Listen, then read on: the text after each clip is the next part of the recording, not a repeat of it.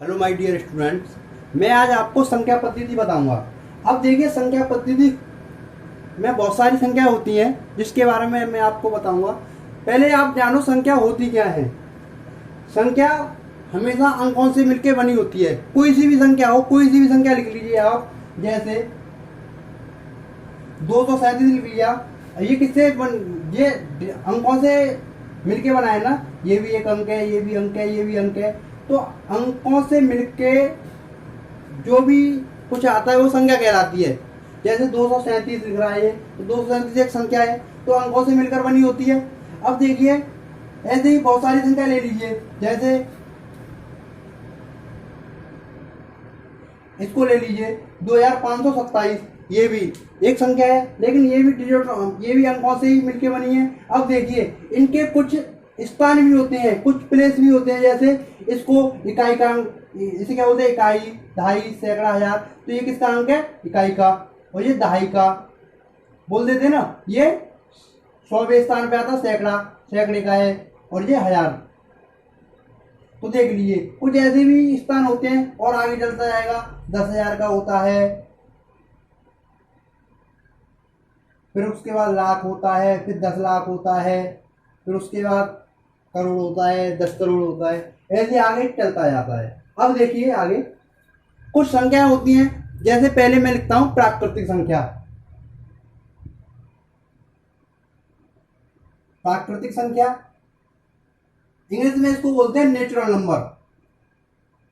देखो, आप जानो प्राकृतिक संख्या होती क्या है। जो एक से स्टार्ट हो और अनंत तक चले, अनंत तक चले। जैसे 1, 2, 3, इसका मतलब है अनंत तक, अनंत तक चले, यानी इन्फिनिटी तक चले, इन्फिनिटी तक चले। तो ये संख्या क्या कहलाती है?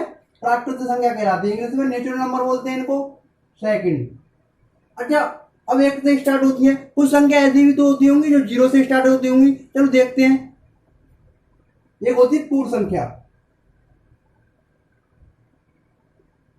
पूर्ण संख्या हमेशा 0 से स्टार्ट होकर के अनंत तक जाती है। जैसे 0, 1, 2, 3, 4, तो ये भी अनंत तक जाती है। अब पूर्ण संख्या हो गया, अपूर्ण संख्या हो गया। ये संख्या पद्धति में ही आती है सब कुछ। अब देखिए आगे, एक होता है हमारा पूर्णांक। देखो, पूर्णांक का सबसे अच्छा डेफिनेशन है -0 इन्फिनिटी तक जाती हैं, यानी -इन्फिनिटी से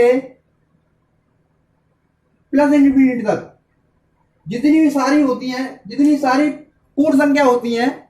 जैसे 1, 2 एंड सो ऑन, कहीं तक भी आ सकती हैं।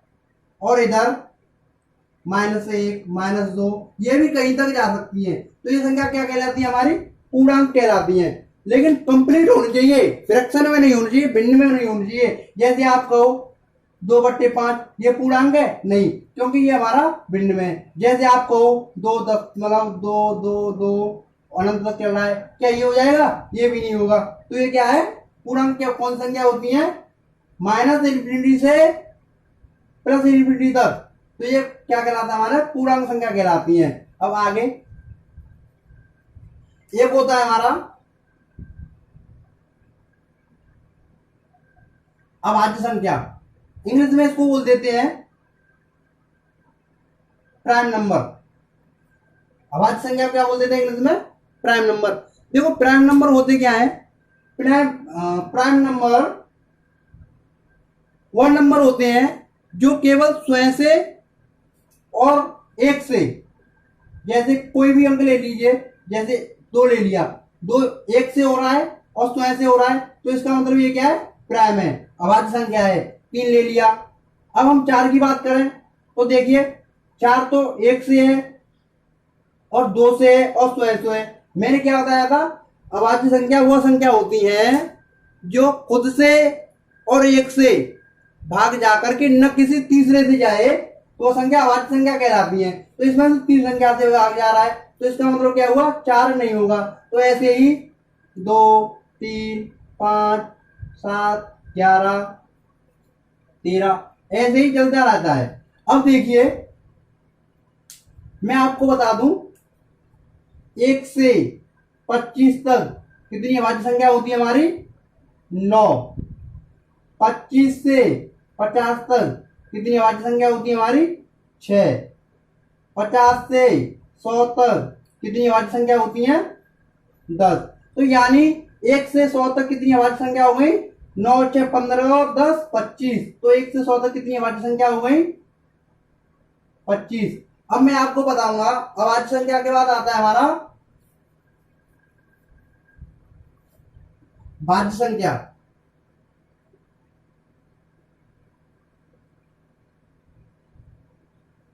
भाज्य संख्या क्या होती है इसका उल्टा हो जाएगा।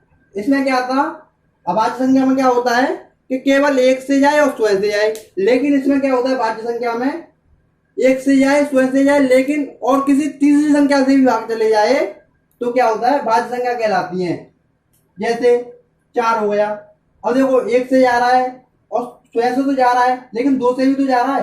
अब 6 से ले लिया, अब देखो 1 से जा रहा है 2 से 3 से भी जा रहा है लेकिन 3 से ज्यादा जाना चाहिए। तो देखो 3 या 3 से जा रहा है, 3 या 3 संख्याओं से ज्यादा जाना चाहिए। देखो 1 तो जा रहा है 2 से जा रहा है 3 से भी जा रहा है लेकिन 6 से तो जा रहा है, तो इसका मतलब ये भी हो जाएगा।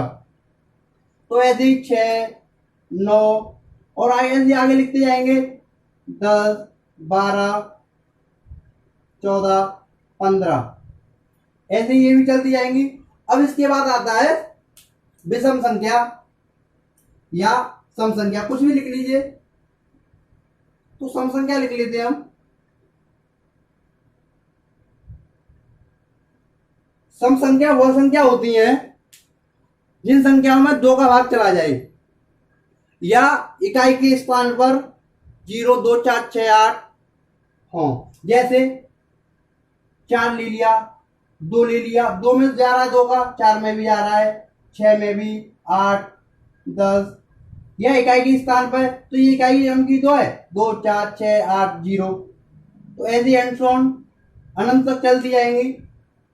इसके बाद आती है विषम संख्या।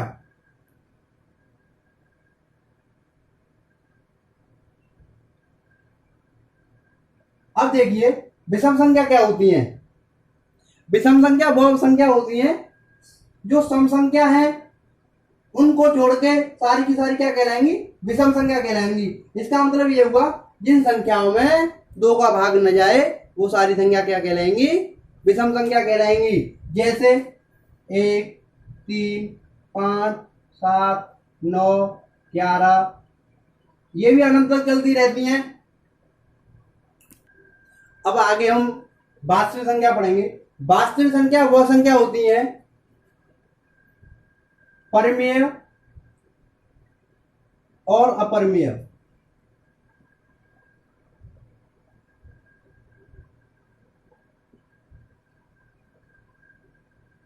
संख्याएं हों।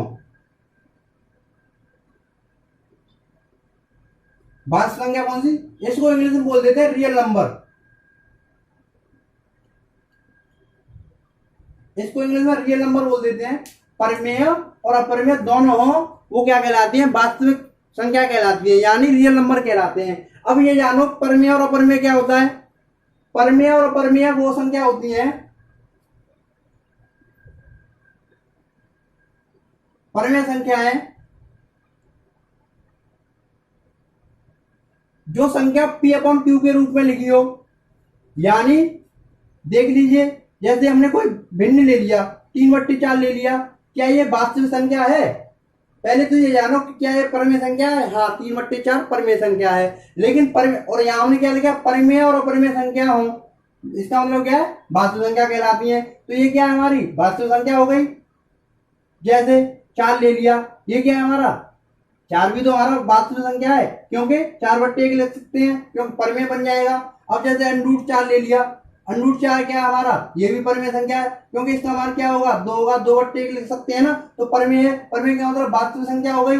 अब जैसे अपरिमेय कौन सी होंगी,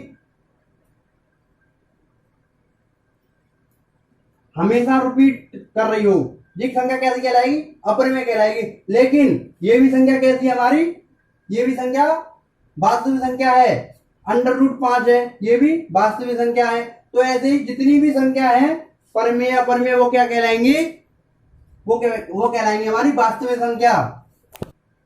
अब देखिए आरोही क्रम और अवरोही क्रम, ये भी हमारी संख्या ही में आता है। तो देखो आरोही क्रम क्या होता है पहले ये जानो, फिर अवरोही क्रम बताऊंगा, फिर ये जानना। तो आरोही क्रम ये कितने डिजिट है, बहुत ही अच्छा शॉर्टकट बता देता हूं आपको। ये कितने डिजिट है, 3। ये कितने डिजिट है, 1 2 3 4, मतलब ये कितने अक्षर है, 1 2 3 अक्षर, और ये कितने 1 2 3 4 अक्षर, यानी ये 3 है तो 3 से ज्यादा की तरफ जाएगा, तो ये हो गया बढ़ता हुआ क्रम।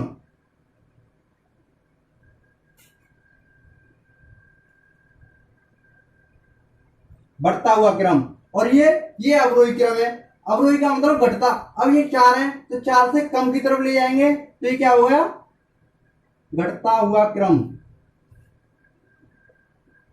अब इनका एग्जाम्पल देख लीजिए, जैसे कि कोई संख्या दे रखी है, आप नहीं है तो पहले छोटी, फिर बड़ी, फिर बड़ी, फिर इससे भी बड़ी, और ये पहले बड़ी, फिर छोटी, फिर छोटी, फिर छोटी, फिर छोटी, यानी घटता हुआ क्रम कैसे, पहले बड़ी संख्या आएगी, फिर इससे छोटी, फिर इससे छोटी, फिर इससे छोटी, फिर ये इसमें क्या है, पहले छोटी, फिर इससे बड़ी, फिर इससे बड़ी, इसमें चलता जाएगा। जैसे आरोही क्रम का एक उदाहरण देख लीजिए।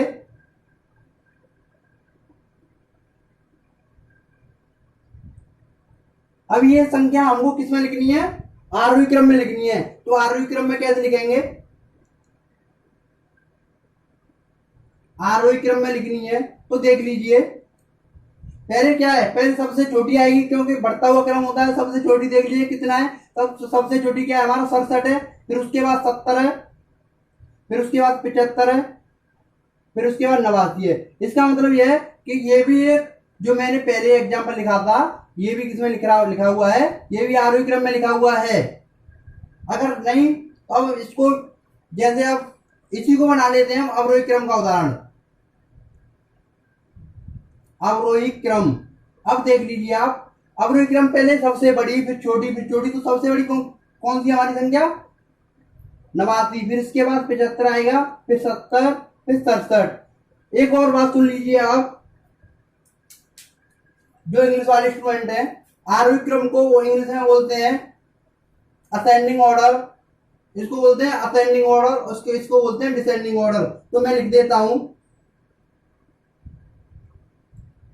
असेंडिंग ऑर्डर, और इसको बोलते हैं डिसेंडिंग ऑर्डर।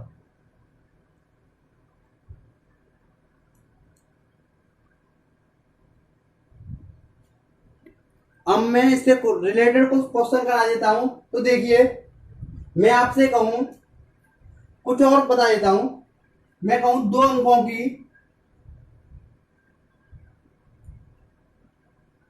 सबसे बड़ी संख्या। अब देखिए संख्या हमेशा अंकों से मिलकर बनी होती है। अब अंक में देख लीजिए, अंक यही तो है, इन्हीं से तो बनेगी। 0 1 2 3 4 5 6 7 8 और 9। अब इन से ही तो ये संख्या बनेगी, 2 अंकों की सबसे बड़ी संख्या। अब ये देख लीजिए, अब इसमें सबसे बड़ा डिजिट कौन सा है, 9 का है, तो ये 9। अब इनसे ही तो बनेगी। अब मैं कहूं आपसे, अब 100 की बात करूं, 100 हो जाएगा, लेकिन 100 तो 3 अंकों का डिजिट बन जाएगा ना, 3 अंकों की संख्या हो जाएगी ना। तो 98 की बात करूं, आप 98 की कहो, तब भी तो इससे क्या है, ये छोटी है, तो ये भी नहीं होगी। तो इसका मतलब क्या हुआ, 2 अंकों की सबसे बड़ी संख्या कितनी हो जाएगी, 99 हो जाएगी। अगर मैं 3 अंकों की बात करूं तो आपको समझ में आ गया होगा, 3 अंकों की सबसे बड़ी संख्या क्या होगी, 999। कितनी होगी, 999। अब हम छोटी की बात करें, जैसे 2 अंकों की, 2 अंकों की सबसे छोटी संख्या,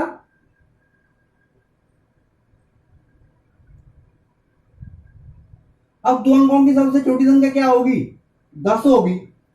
क्यों होगी, क्योंकि एक अंक की सबसे छोटी संख्या क्या है, एक अंक की सबसे बड़ी संख्या क्या है, 9। 9 के बाद क्या आता है, 10, 10 ही तो होगी। अब 11 की बात करें तो 11 तो इससे बड़ा है 10 से, तो कौन दो अंकों की सबसे छोटी संख्या क्या होगी? 10 होगी। और 3 अंकों की बात करें हम,